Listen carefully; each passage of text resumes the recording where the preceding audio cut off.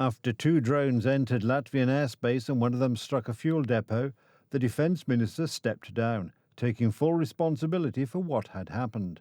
In Latvia, 2 drones were enough, which underscores the dysfunction in Poland's ministries. Dozens of Russian drones have breached Polish airspace without any reckoning or resignations. What's more, Russia and Belarusian provocations against our country continue unabated.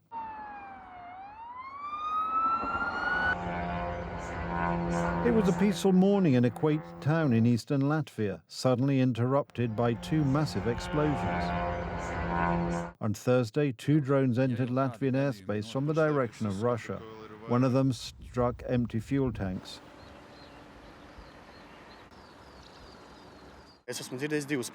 I heard an explosion. It was 4:15 in the morning.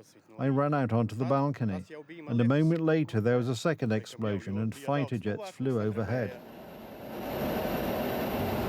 Confused residents didn't know whether they had just been attacked or whether some sort of mistake had occurred. People are afraid. I've talked to friends. People are angry, frustrated and scared. They don't know whether they're safe. This isn't a good sign. I heard a massive boom. I'm very scared, but what can we do? It is now known that 2 Ukrainian drones struck the town. Their target was most likely Russian oil facilities, but for reasons that remain unclear, the drones veered off course. Latvian air defence failed to respond in time. The matter must be thoroughly investigated. All the facts must be established. We are in contact with our allies, including Ukraine. Shortly after these words, the Latvian defence minister resigned. The Prime Minister concluded that he had jeopardized the safety of his fellow citizens. The drones were simply detected too late, and as a result, the Defence Minister was ordered to resign, and he did so. So this is all about delays in the Latvian drone detection system. Latvia is very vulnerable and views Russia as a potential aggressor that could attack the country. The Latvian military's mistake had serious consequences. The safety of residents was compromised, and as such, the Defence Minister immediately lost his job. This demonstrates the determination with which Latvia is striving to guarantee its citizens that everything is being done to increase the country's resilience to threats. Poland's government is a stark contrast.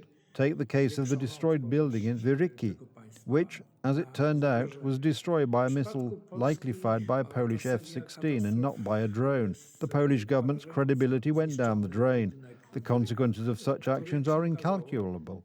And unfortunately, this sort of amateurism will long burden Donald Tusk's team.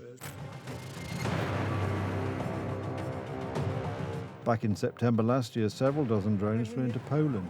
The authorities didn't know exactly how many, and they had no control over the threat, which was enormous but downplayed by the government. Under the rule of the current government, led by Prime Minister Donald Tusk, Poland has become essentially a testing ground for Russian and Belarusian provocations. Incidents involving drones can be counted in the dozens. Most recently, a drone was found on Saturday near Bartoszyce, 20 kilometers from the border with Russia. If we look at the situation in Poland, the various incidents that have occurred have been dismissed. There were no resignations, no apologies or anything of the sort, because the approach here is purely manipulative. Politically speaking, the point is to somehow change the subject. There's no accountability or reckoning for those responsible for these issues. No one has been held accountable for allowing sabotage on the tracks along the Warsaw-Lublin route, which only avoided a major tragedy by sheer luck. And the threat is real and serious. After all, it's not just about the tracks, but a whole series of arson attacks on warehouse buildings in the capital, a housing estate in Ziomki near Warsaw, a supermarket in Grodzisk Mazowiecki, suspicious activities at the Racławicka metro station, and a fire at a bus depot in Bytom. There have been quite a few of these incidents, which may mean that Russian agents and saboteurs are operating with increasing freedom within the country, and that the border with Belarus, across which dozens of balloons carrying mysterious cargo flew into Polish territory. Russia and Belarus had once again exposed the weakness of the Polish authorities, with no reckoning within Poland's government. Albo polski minister obrony narodowej czy premier Either the Polish Minister of National Defence or the Prime Minister wants to ensure that the Polish state is completely irrelevant, or they are complete failures. The fact is that the Minister of National Defence, or even the people directly responsible for this, didn't resign is its own scandal. Russian drones, Belarusian balloons, sabotage on the railways, a series of arson attacks, and a display of helplessness by Donald Tusk's subordinates. At least the Latvian authorities are facing the consequences of their mistakes. The Polish ones are pretending that there's no problem, even when the threat is potentially existential.